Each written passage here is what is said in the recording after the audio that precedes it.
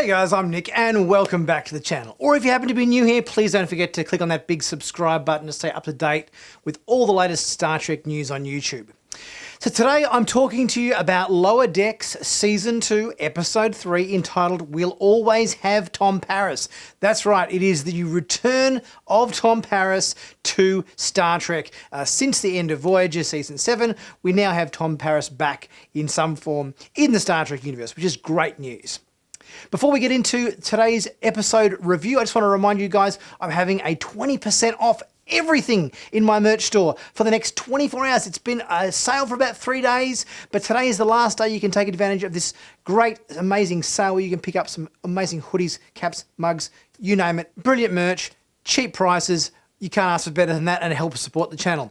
So let's get into this episode. Great to see Robert Duncan McNeill reprise his role as Tom Paris, even if it was in animated form. We had one of our first episodes with Mariner and Tendi teaming up. In the past, it's tended to be the Rutherford and Tendi show and the Mariner and Boimler show. So I'm really glad that Tendi and Mariner got a chance to pair up in this episode. We had a few good laughs in this episode. There was a couple of jokes, probably not as many as some of the previous Season 1 episodes, but there was certainly a couple of cracks in this episode that made me chuckle out loud, which is good. We had an interesting dynamic going on with Boimler trying to get noticed by the ship's computer, having been off the ship for a while on the Titan. It now doesn't kind of recognise his inputs and he can't get food out of replicators. Turbolift doors aren't opening for him. He's having a rough time being noticed. Meanwhile, we have the mysterious return of Lieutenant Shax. I was sort of waiting in this episode for the Shax reprisal, Rutherford to wake up from some sort of, I don't know, holodeck program or some sort of scenario there. But they kept this one very much unresolved in this episode.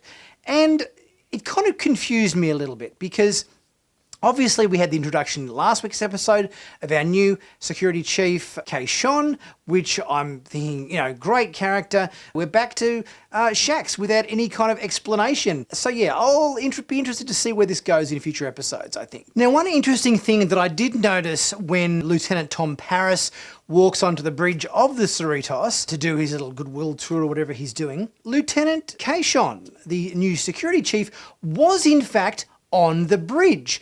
So we've got a little bit of an anomaly or a paradox thing going on here where we've got Kay-Shon on the bridge with the rest of the bridge crew, but we've also got Lieutenant Shax wandering around the ship.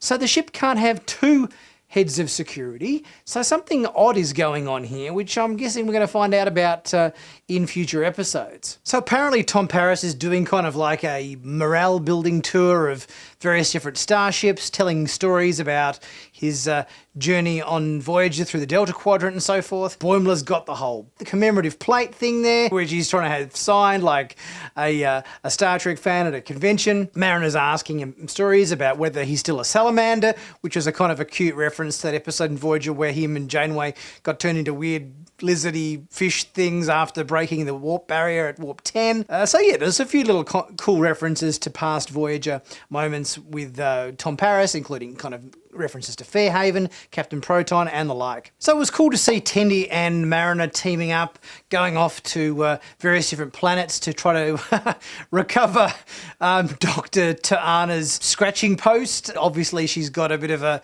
thing going on, a bit like the Ponfar that Vulcans have, and needs a bit of relief in the form of this device that she goes and gets Tendi to recover for her. When they go to Quaylord 2, this entertainment city, I suppose you'd call it, looks very, very similar to Free Cloud that we saw on Star Trek Picard. I thought it might have been Free Cloud based on the trailer shots. We've got Quark's Bar, we've got billboards for the Zebulon sisters who were responsible for the Choo Choo dance we saw in Season 1. Vic Fontaine, which you guys would remember as the holodeck entertainer from Deep Space Nine. It's certainly a very similar place to Free Cloud. Now, during Tendi and Mariner's trip to retrieve Dr. T'Ana's scratching post, we learn that Mariner, in fact, used to serve on Deep Space Nine at some point.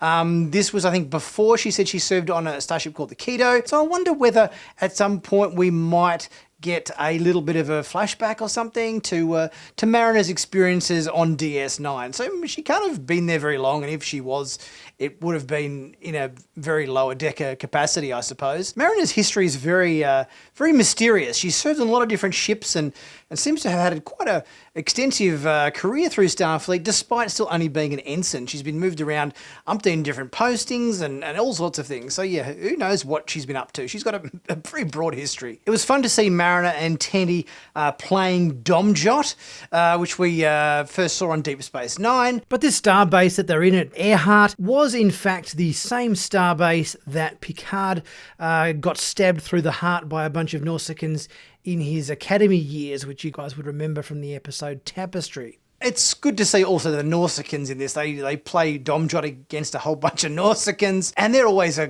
good... They're sort of almost a Klingon replacement. When you want an angry, sort of very violent kind of race and you don't want to use a Klingon, I think the Nausicaans are a next best go-to. And of course, it was a fun line with Tom taking the helm, giving the Cerritos a bit of a spin as the helmsman, and obviously Freeman just saying, yeah, take her for a ride, but just don't send us to the Delta Quadrant, which I thought was fun. We had seen this scene before in various trailers that had come out for this season of Star Trek Lower Decks.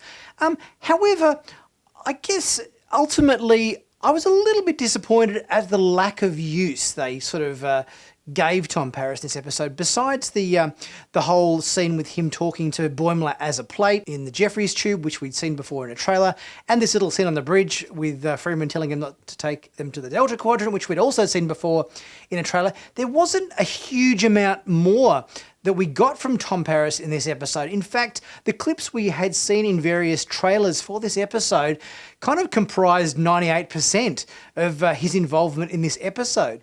So I was kind of a little bit disappointed we didn't get a bit more Tom Paris action in this episode. Obviously fun to see him mistake Boimler for a Kazon when Boimler was still ruffled up in the Jeffries tubes from all of his experiences there.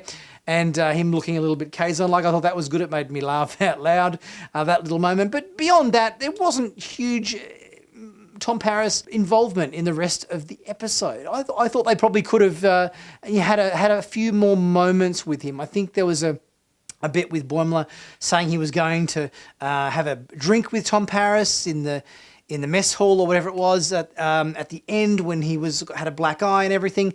And I thought, oh, good, we'll get another bit of a Tom Paris scene there at the end, but we never kind of got that. So I was a little bit disappointed we didn't get a bit more Tom Paris. I love the scene with Rutherford freaking out because he just has to know why Shax is back, and it's completely doing his head in, and he's having all these sort of daydream moments where you've got Shax appearing to him as like a mirror universe version of Shax. We've got him appearing as a Borg, got him appearing as like a oldie kind of guy in like an Abraham Lincoln kind of hat and suit kind of thing. We've got him dressed in Neelix's clothes from Voyager. We've got him appearing in a original series engineering uniform, and we've got him appearing in a Enterprise era, the NX-01 engineering uniform as well. So they've kind of given a whole gamut of different looks to Shax, and Rutherford is just going out of his mind as to what the hell's going on.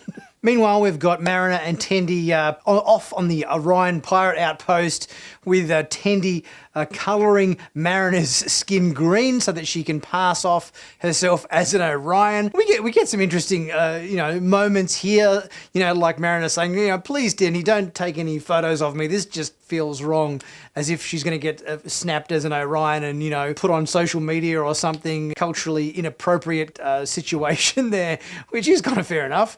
We also find out that Tendi has kind of got a bit of an alter ego amongst her fellow Orions. We kind of know that the Orion is a sort of a matriarchal society where the females are the sort of the leaders and they have this sort of pheromone power over the men, and she's called the mistress of the winter constellations, which sort of sounds somewhat ominous, like Tendi in a past life or past job maybe was a little bit higher up the Orion echelon before she decided to join Starfleet, perhaps. I love the moment when Mariner and Tendi are back on the Cerritos and in the brig, and Boimler comes in and Mariner said, "Did you get your ball signed by Chakotay or whatever?"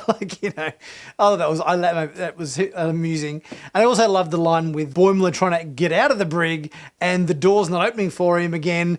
And Tendi just says, "That's just a wall with a seam on it." Those moments made me laugh. So all in all, I enjoyed this episode of Star Trek Lower Decks. Great to see Robert Duncan McNeil back as Tom Paris. Would have liked a bit more of him, but something is better than nothing. Fun to see Mariner and Tendi off on a mission, off to the Orion outpost and dealing with Nausicaans and all that sort of thing. That was all fun as well. And I liked the bit with Dr. Ta'ana once she got the box back that her family heirloom was in. She didn't care about the heirloom at all. It was just the box that she wanted, and she wanted to jump in and out of the box like a little playful kitty, which I thought was kind of fun as well. What did you guys think of this episode of Star Trek Lower Decks? Let me know your thoughts in the comment section, guys. Don't forget to check out merch. Only one day left for that 20% off bargain deal at the merch store, so be sure to check that out. And as always, leave your comment in the comment section, subscribe, and click on the join button if you want to learn more about becoming a Sci-Finatics member. I'll be back before long with another review again. See you soon.